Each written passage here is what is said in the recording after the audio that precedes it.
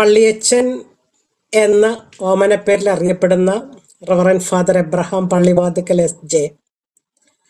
കേരള കത്തോലിക്ക charismatic നവീകരണത്തിന്റെ അമരക്കാരനാണ്. 70കളിൽ charismatic നവീകരണം കേരളത്തിലേക്ക് വന്ന കാലഘട്ടം മുതൽ ഇതിന്റെ മുൻപന്തിയിലുണ്ട്. പ്രധാനമായിട്ടും കരിസ്മാറ്റിക് നവീകരണത്തെ കത്തോലിക്ക സഭയുമായിട്ട് അതിന്റെ തനിമയുമായിട്ട് ചേർത്ത് കൊണ്ടുപോകാനാണ് ആദ്യ നാളുകളിൽ അദ്ദേഹം ഒത്തിരി പരിശ്രമിച്ചത്. കാരണം ഇതെന്തോ പ്രൊട്ടസ്റ്റന്റ് നവീകരണം, പ്രൊട്ടസ്റ്റന്റ് ശൈലിയാണെന്നോ പെന്തക്കോസ്ത ശൈലിയാണെന്നൊക്കെയുള്ള ധാരാളം ആക്ഷേപങ്ങൾ കേട്ടിരുന്ന കാലഘട്ടത്തിലാണിത് കരിസ്മാറ്റിക് കേരളത്തിലേക്ക് വരുന്നത്. അന്ന് അങ്ങനെയല്ല, ഇത് കത്തോലിക്ക തനിമയുള്ള കത്തോലിസിസം തന്നെയാണ്. പരിശുദ്ധാത്മാവിന്റെ വരദാനങ്ങൾക്ക് ഊന്നൽ കൊടുക്കുന്ന, അല്ലെങ്കിൽ പരിശുദ്ധാത്മാവിലുള്ള സ്നാനം, മാമുദീസയിലേക്ക് ലഭിച്ച ജ്ഞാനസ്നാനത്തെ കൂടുതൽ ചലനാത്മകമാക്കുന്ന ഒരു ജീവിത ശൈലിയിലേക്ക് എല്ലാവരെയും നടന്നടുപ്പിക്കുക, അതാണ് ഇതിന്റെ തനിമയെന്ന് തിരിച്ചറിഞ്ഞുകൊണ്ട് അതിനുവേണ്ടി തന്റെ ജീവിതം മൊത്തം മാറ്റിവെച്ച ഒരു സവിശേഷ വ്യക്തിത്വത്തിന്റെ ഉടമയാണ് അഥവാ പള്ളിയച്ചൻ. ആ നാളുകളിൽ ധാരാളം യുവജനങ്ങളും നവീകരണത്തിലേക്ക് കടന്നു വന്നിരുന്നു. അപ്പൊ യുവജനങ്ങളെ മാത്രമായിട്ട് ഒന്നിച്ചു ചേർക്കുന്നതിൽ പ്രത്യേകിച്ച് അച്ഛൻ കൂടുതൽ ശ്രദ്ധ കേന്ദ്രീകരിച്ചിരുന്നു. കാരണം യുവജനങ്ങളിലൂടെ സഭയുടെ അടുത്ത ഭാവി നാളെ അദ്ദേഹം കണ്ടിരുന്നു. അതുകൊണ്ടാണ് അങ്ങനെയാണ് ജീസസ് യൂത്തിനൊക്കെ തുടക്കമിടുന്നത്. ജീസസ് യൂത്ത് എന്നുള്ള പേര് കിട്ടുന്നത് 1985-ലാണെങ്കിലും ഏതാണ്ട് 70കളുടെ അവസാനത്തിലും 80കളുടെ ആരംഭത്തിലും ധാരാളം യുവജനങ്ങൾ ഒന്നിച്ചു കൂടിയിരുന്നു. പ്രത്യേകിച്ച് എടുത്തു പറയുന്നത് ഒരു 17 പേരടങ്ങുന്ന ഫസ്റ്റ് ലൈൻ എന്ന് വിളിക്കപ്പെടുന്ന ഒരു ഗ്രൂപ്പായിരുന്നു. അവരൊന്നിച്ചു ചേർന്ന് പ്രാർത്ഥിക്കുകയും സ്തുതിക്കുകയും വചനം പഠിക്കുകയും സഭയെക്കുറിച്ച് പഠിക്കുകയൊക്കെ ചെയ്ത് അനേക യുവജനങ്ങളെ ഇതിനോട് ചേർക്കണമെന്നുള്ള ആഗ്രഹത്തോടുകൂടി അച്ഛൻ അവരിൽ പലരുടെയും ഒരു പേഴ്സണൽ മെന്റർ അല്ലെങ്കിൽ ഒരു സ്പിരിച്വൽ ഗൈഡായിട്ട് പ്രവർത്തിക്കുമായിരുന്നു. ആ ചെറിയ കൂട്ടായ്മയാണ് വളർന്ന് വളർന്ന് കുറച്ചുകൂടി കൂടുതൽ യുവജനങ്ങളിലേക്ക് അത് എത്തിച്ച് 1985 ആയപ്പോഴേക്കും ഒരു ചെറിയ കോൺഫറൻസ് നടത്താൻ പറ്റിയ വിധത്തിൽ ആ ഗ്രൂപ്പ് വളർന്നു. ആ കോൺഫറൻസിന്റെ പേര് ജീസസ് യൂത്ത് 85 എന്നായിരുന്നു. പിന്നീട് 85 എന്നുള്ള വാക്ക് ലോപിക്കുകയും ജീസസ് യൂത്ത് എന്നുള്ള പേര് ഈ മുന്നേറ്റത്തിന് ലഭിക്കുകയും ചെയ്തു. അങ്ങനെയാണ് ജീസസ് യൂത്തിന്റെ തുടക്കം. അപ്പൊ ഈ 17 പേരോടൊപ്പം അച്ഛൻ നടന്ന നാളുകൾ പലരും വിമർശനങ്ങൾക്കും പല ചോദ്യങ്ങൾക്കും വിധേയമായിട്ടുണ്ട്. പക്ഷെ അദ്ദേഹത്തിന്റെ സൗമ്യത ഇതിനെല്ലാം ഓവർടേക്ക് ചെയ്യുന്നതും അദ്ദേഹത്തിന് കൃത്യമായൊരു ബോധ്യമുണ്ടായിരുന്നു.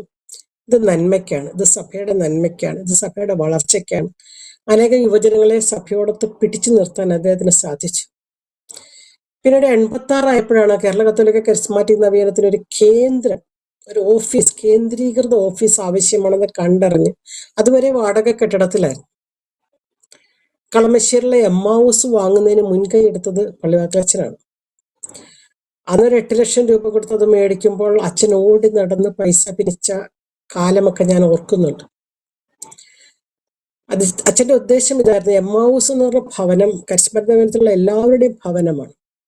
ഇന്ന് KCBC കരിസ്മാറ്റിക് കമ്മീഷന്റെ ഓഫീസാണത്.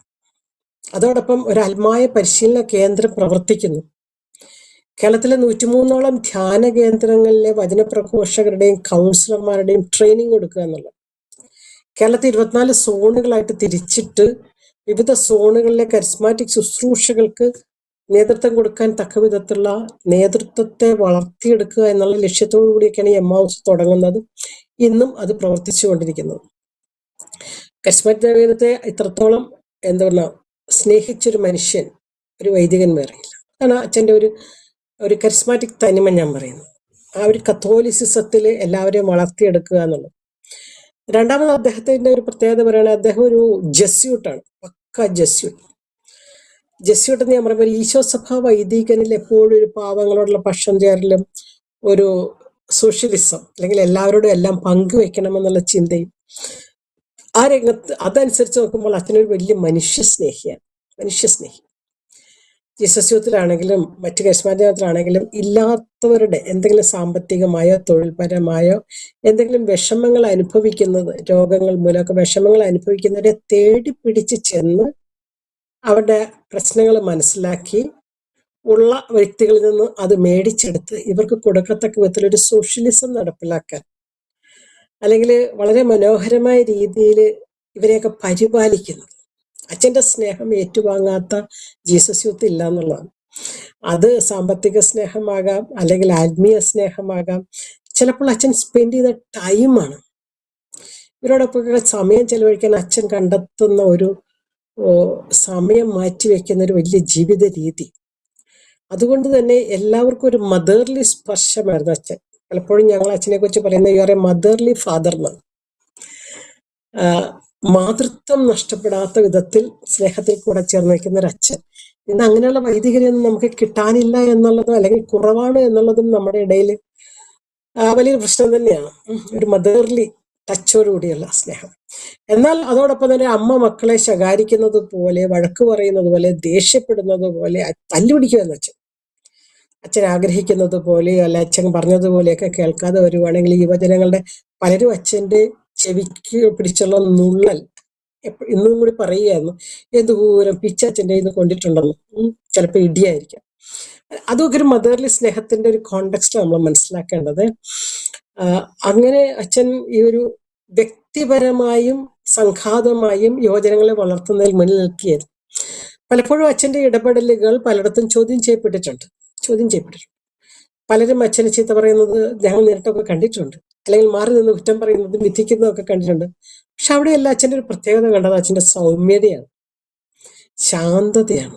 ഹൃദയശാന്തതയും എളിമയും ഉള്ളവർ എന്ന് പറഞ്ഞതുപോലെ ആ ഒരു ശാന്തതയും ഒരു എളിമയും കൊണ്ട് അച്ഛനെ വഴക്ക് പറയുന്നിടത്ത് പോലും സുസ്മേരവദനായിട്ട് നടന്നു പോകുന്നൊരച്ഛൻ. ജസ്യൂട്ട് എന്ന നിലയിൽ സ്നേഹസേന എന്ന മാസികയുടെ പത്രാധിപരായിരുന്നു അച്ഛൻ കുറേ നാള്. കുട്ടികളുടെ ഇടയിൽ സുവിശേഷം എത്തിക്കുന്ന മാസികയാണ്.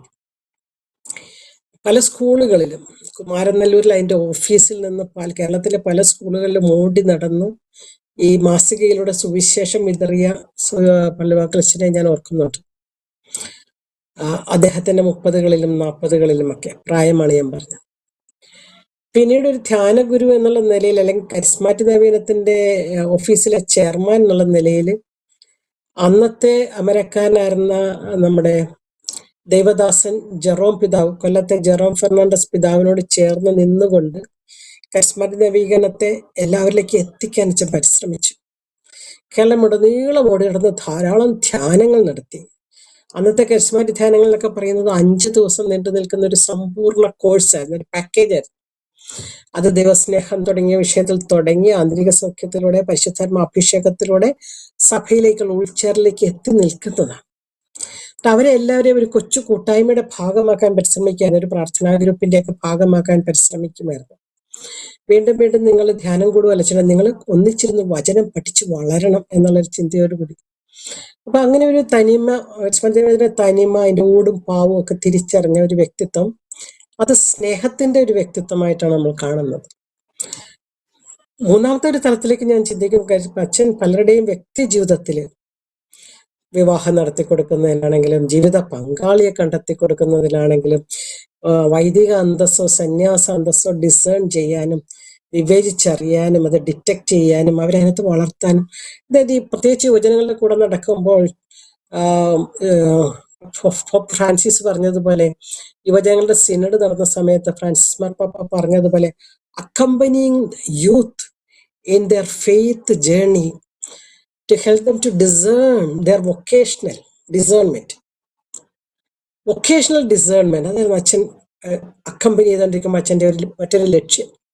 ഓരോരുത്തരുടെയും കൂടെ നടന്ന് അവരെക്കുറിച്ചുള്ള ദൈവഹിതം, ദൈവവിളി വിഭജിച്ചറിയാനും തിരിച്ചറിയാനും യുവജനങ്ങളെ, കുടുംബങ്ങളെ ഒക്കെ സഹായിക്കുക എന്നുള്ളത്. മക്കളുടെ എണ്ണത്തിന്റെ കാര്യത്തിലൊക്കെ അച്ഛൻ, നമ്മൾ 2 പിള്ളേരുമായിട്ടൊക്കെ ചെല്ലുന്നവരോട് അച്ഛൻ പറയും 3ാമത്തെ കൊച്ചാണ്. 3 പിള്ളേരുമായിട്ട് ചെല്ലുന്നിടത്ത് അച്ഛൻ ചോദിക്കും 4ാമത്തെ കൊച്ചായില്ലേ. അതായത് പ്രോ ലൈഫിനെ കുറിച്ചൊക്കെ നമ്മൾ ഇന്ന് കൂടുതൽ സഭ ചിന്തിക്കുകയും പറയുകയും ചെയ്യുമ്പോഴും 40 കൊല്ലങ്ങൾക്ക് മുമ്പ് തന്നെ, അല്ലെങ്കിൽ പതിറ്റാണ്ടുകൾക്ക് മുമ്പ് തന്നെ പ്രോ ലൈഫിനെ കുറിച്ച്, ഇനി മക്കളധികം ഇല്ലാത്തൊരു, ദൈവം 1-2 പിള്ളേരെ കൊടുത്തിട്ടുള്ളവരോട് അച്ഛൻ ചോദിക്കും, ഒരു കൊച്ചിനും കൂടി ദത്തെടുക്കാൻ മേലെ. അങ്ങനെ അച്ഛൻ ദത്തെടുത്ത് കൊടുത്തിട്ടുള്ള അനേകം കുഞ്ഞുങ്ങൾ ജീസസ് യൂത്ത് കുടുംബങ്ങളിലുണ്ട്. ഒത്തിരി പേർക്ക്, ചിലർക്ക് മക്കളില്ലാത്തവർക്ക് കൊടുത്ത്, ചിലർക്ക് മക്കളുള്ളവർക്ക് തന്നെ നിങ്ങൾക്ക് ഒരു കൊച്ചിനെ കൂടി നോക്കാൻ പറ്റും എന്നും പറഞ്ഞുകൊണ്ട് കൊച്ചുങ്ങളെ കൊടുക്കുന്ന, അല്ലെങ്കിൽ അനേകം വീടുകളിൽ ഒരു ദത്തെടുത്ത കുഞ്ഞും കൂടി വളരുന്നുണ്ടെങ്കിൽ അത് പലവാക്കളത്തിൻ്റെ സംഭാവനയാണ്. അത് അച്ഛൻ്റെ പ്രോ ലൈഫ് ചിന്തയുടെ ഭാഗമാണ്. ഇങ്ങനെ നമ്മൾ നോക്കുമ്പോൾ വളരെ തനിമയാർന്ന ഒരു വ്യക്തിത്വത്തിന്റെ ഉടമയാണ്. ഇന്ന് ഈ ലോകം വിട്ട് അച്ഛൻ യാത്രയായപ്പോൾ, ഇന്ന് വെളുപ്പിനെയാണ് പോയത്, സങ്കടത്തെക്കാളേറെ സന്തോഷത്തിന്റെയും സായുജ്യത്തിന്റെയും അനുഭവമാണ്. കാരണം അച്ഛൻ തൊടുത്തു വിട്ട, സ്പർശിച്ചു വിട്ട അനേകം ജീവിതങ്ങൾ, ലക്ഷക്കണക്കിന് ജീവിതങ്ങൾ ഇന്ന് ലോകമെങ്ങാടുമുണ്ട്. ഈ ലക്ഷക്കണക്കിന് ജീവിതങ്ങളുടെ ആത്മീയ സ്പർശനവും ഭൗതിക സ്പർശനവും സാമൂഹ്യ സ്പർശനവും കൊണ്ട് അച്ഛൻ സ്പർശിച്ച ജീവിതങ്ങൾ ധാരാളം ഉള്ളത് കൊണ്ട് അച്ഛൻ ഇന്ന് അവരുടെ മനസ്സുകളിൽ ജീവിക്കുന്നുണ്ട്, സ്വർഗത്തിൽ ജീവിക്കുന്നുണ്ട് എന്ന് ജീസസ് യൂത്തിനും അച്ഛൻ്റെ സ്നേഹം അനുഭവിച്ച എല്ലാവർക്കും പറയാൻ സാധിക്കുമെന്നുള്ളതാണ്. അതുകൊണ്ട് അച്ഛനോടും നമുക്ക് പ്രാർത്ഥിക്കാം, അച്ഛന് വേണ്ടി നമുക്ക് പ്രാർത്ഥിക്കാം. നന്ദി.